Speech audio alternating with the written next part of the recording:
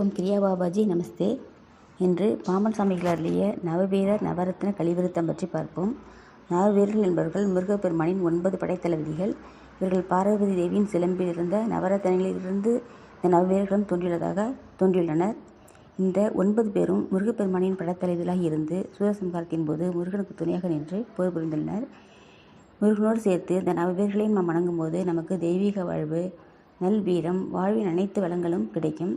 நாம் இப்பொழுது இந்த 9 இந்த நவவீரர்களை பற்றி பாம்பன் சாமிகள் அருளிய பாடல்கள் ஒவ்வொன்றையும் ஒவ்வொரு நாளும் ஒவ்வொரு பாடலாக பார்ப்போம். முதல் வீரபாகதேவர் மாணிக்கம். பாடல் வீரபாகதேவர் மாணிக்கம்.